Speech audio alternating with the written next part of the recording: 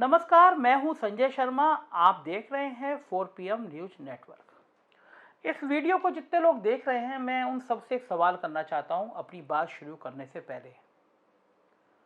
आप में से कितने लोग ऐसे होंगे जो जहां पे रह रहे हैं वहां का एक मकान छोड़ के और जो अगला मकान होगा उसमें कभी नहीं गए हों?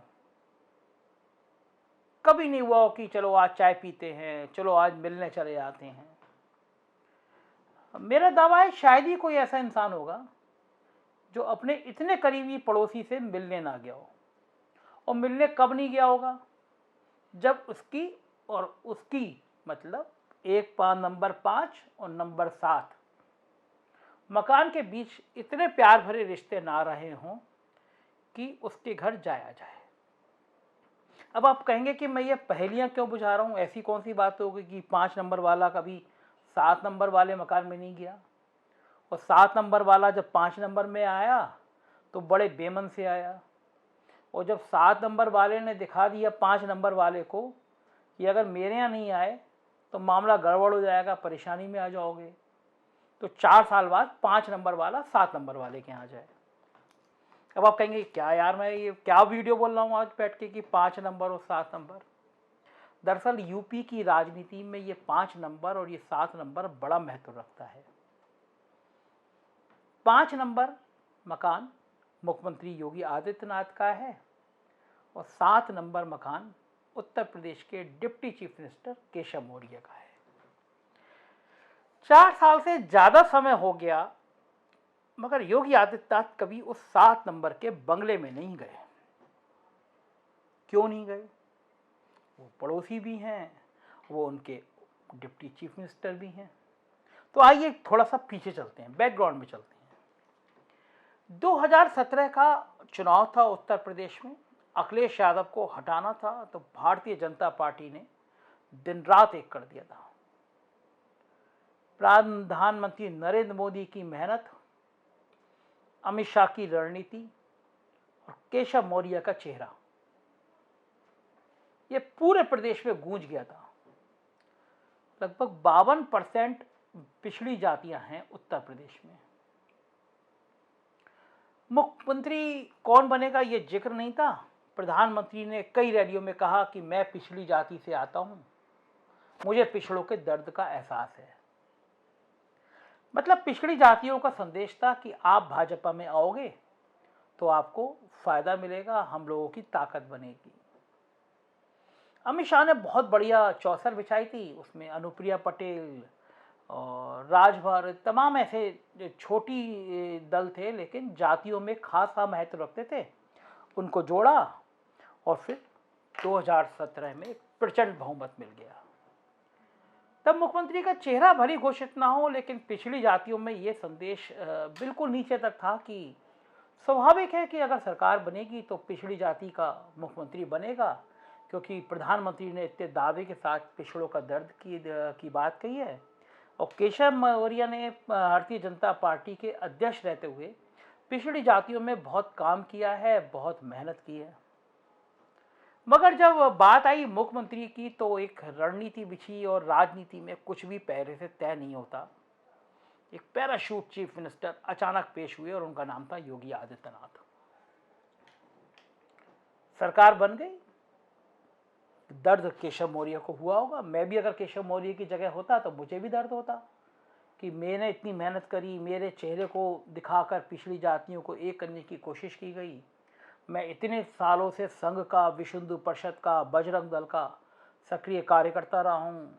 तमाम बार मैंने आंदोलन किए हैं, जेल यात्रा की है, और अंतिम समय में जब जीवन का सबसे बड़ा मुकाम मुझे मिलने को था तो मेरे सामने रखी हुई थाली हटा दी गई।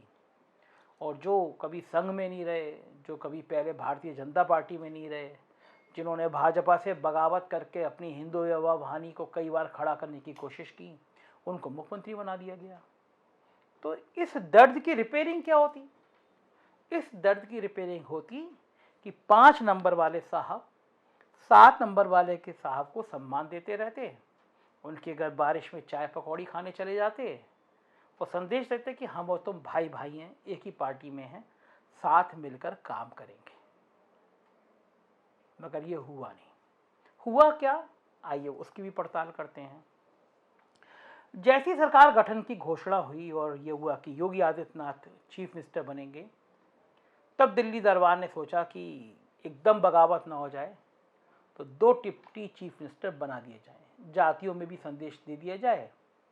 ब्राह्मणों को खुश करना है तो दिनेश शर्मा, और पिछड़ी जातियों को मैसेज देना है तो केशव मौर्य को डिप्टी चीफ मिनिस्टर बना दिया जाए।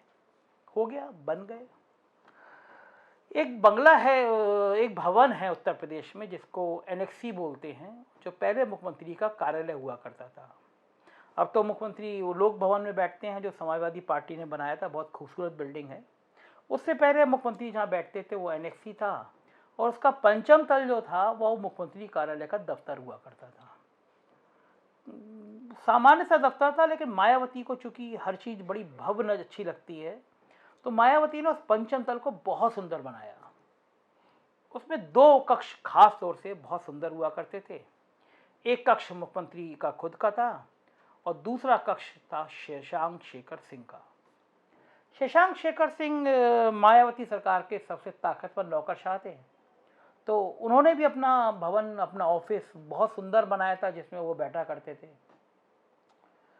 तो जब केशव मौर्य को लगा कि वो चीफ मिनिस्टर तो नहीं है, लेकिन जब डिप्टी चीफ मिनिस्टर हैं तो जाहिर है उन 5म तल पे उनकी भी हैसियत होनी चाहिए। तो शशांक शेखर सिंह के कमरे के बाहर केशव मौर्य की तख्ती लगा दी गई।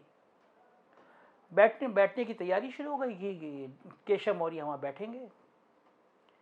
जैसे योगी आदित्यनाथ जी को और उनके कुछ चमचे अफसरों को पता चला कि केशव मौर्य वहाँ बैठेंगे, तो एक बड़ी समस्या होती है। जो राजा होता है उसके आसपास जो सलाहकार होते हैं ना, वो ऐसे कान भरने वाले होते हैं और वो आपको बर्बाद करने में कोई कसर नहीं छोड़ते हैं।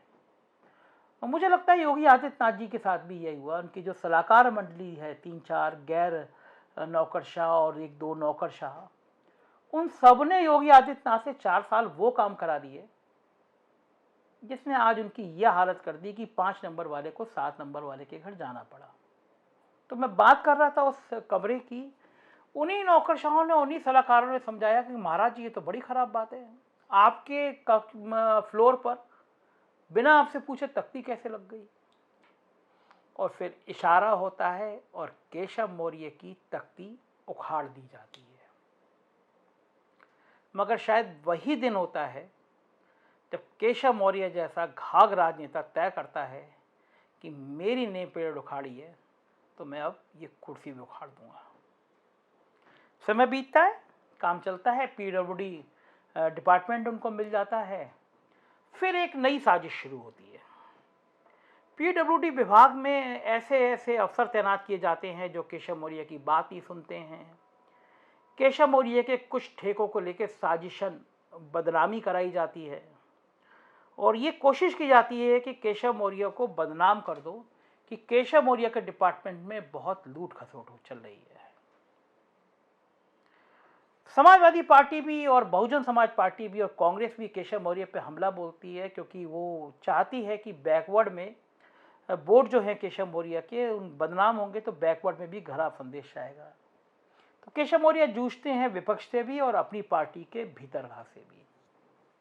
हालात इतने खतरनाक और इतने खराब हो गए थे कि यूपी के नौकरशाह केशव मौर्य के घर जाने में और दफ्तर जाने में झिझकने लगे थे।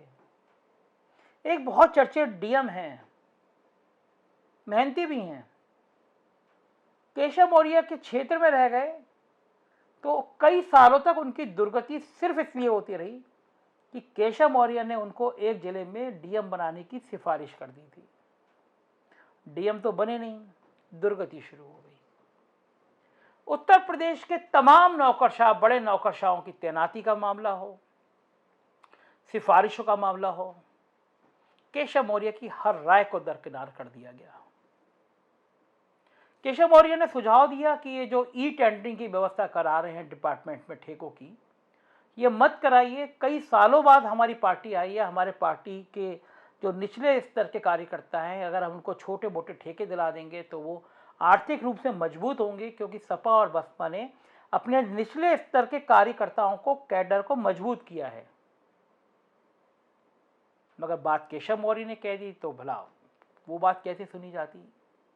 नतीजे हुआ कि ई टेंडरिंग की ऐसी शर्तें लगा दी गई कि अगर उत्तर प्रदेश में आप 4 साल कोई काम की जांच करेंगे तो पाएंगे कि उत्तर प्रदेश में 4 सालों में सबसे ज़्यादा ठेके उनको मिले जो समाजवादी पार्टी को सहयोग करते थे या उनके सक्रिय कार्यकर्ता थे। कारण यह कि ई टेंडरिंग में जो शर्तें लगी थी वो भाजपा का कार्यकर्ता पूरी कर ही नहीं सकता था। ना उस पर अनुभव, ना उस पर पैसा, ना उसके पास बाकी चीजें। केशव मौर्य की प्लानिंग थी हमारे विधायक मजबूत हों, विधायकों को हम कुछ काम दें, हम अपने कार्यकर्ताओं को मोबिलाइज करें। लेकिन इन्हीं चीजों को लेकर केशव मौर्य को बदनाम करने की साजिश की जाने लगी कि देखिए केशव मौर्य चाहते ही नहीं ईमानदारी हो। उत्तर प्रदेश में जो वातावरण बना केशव मौर्य का, उसने साफ कर दिया कि अगर योगी आदित्यनाथ दोबारा चेहरा रहेंगे तो केशव मौर्य के लिए भारतीय जनता पार्टी में बहुत कुछ करने को बचेगा नहीं। अगर दोबारा योगी आदित्यनाथ मुख्यमंत्री बनेंगे तो केशव मौर्य की वही दुर्गति रहेगी जो 4 साल से थी। आप डिप्टी चीफ मिनिस्टर रहेंगे, आप नाम के डिप्टी चीफ मिनिस्टर बन रहेंगे, आपकी हैसियत कुछ नहीं होगी।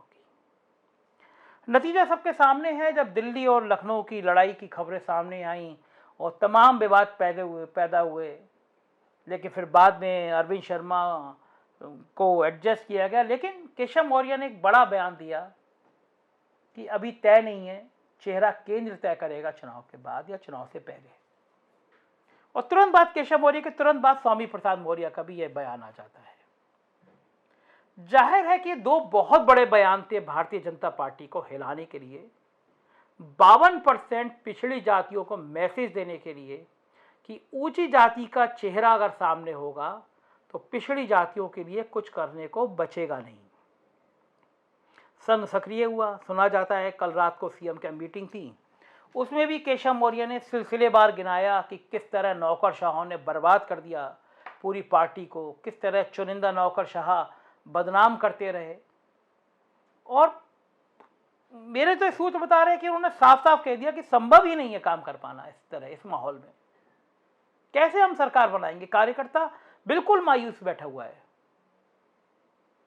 तब संघ के लोगों ने भी मुख्यमंत्री को प्यार से समझाया कि अगर आपको अपनी कुर्सी बरकरार रखनी है तो आपको अपनी कार्यशैली बदलनी ही होगी। इस अक्खड़ कार्यशैली से चुनाव नहीं जीते जा सकते। हमारे विधायक चोर डकैत नहीं हैं। हमारे कार्यकर्ता पैसे के से ज्यादा मान सम्मान चाहते हैं। उनसे प्यार से, उनसे विनम्रता से बात करनी ही पड़ेगी। और संघ के कार्यकर्ताओं ने बहुत प्यार से संदेशा भी दिया कि अगर केशव मौर्य नहीं मानते हैं तो यह संभव नहीं है कि योगी आदित्यनाथ उत्तर प्रदेश का चेहरा बनाए हैं। और ये बात योगी आदित्यनाथ को कह दी गई कि अगर केशव मौर्य पूरे मन से तैयार नहीं हुए तो ये तय मानिए कि आप उत्तर प्रदेश का चेहरा नहीं हो सकते। मेरे सूत्रों ने बताया है संघ की ये बात योगी आदित्यनाथ को भी समझ में आ गई कि कहाँ दिल्ली दरबार भी नाराज है, उत्तर प्रदेश में भी ऐसी बगावत की बात चल रही है। तो आज हृदय परिवर्तन हुआ। बहाना था कि केशव मौर्य की बेटी की शादी के लिए थैंक यू बोलने, बधाई देने गए हैं, लेकिन शादी हुए बहुत टाइम बीत गया। इतने महीनों के बाद एक घर के छोड़ के दूसरे घर की दूरी तय करने में शादी तो नहीं होती। ये केशव मौर्य भी जानते हैं, ये योगी आदित्यनाथ भी जानते हैं, ये मैं भी जानता हूँ और ये आप भी जानते हैं। तो आज वो केशव मौर्य जी के घर पहुंचे मुख्यमंत्री, संघ के कुछ पदाधिकारी भी पहुंचे। जाहिर है ऐसी बातों पे तो बस सिर्फ चाय पकौड़ी चर्चा होती है, कोई तीखी बात नहीं होती है।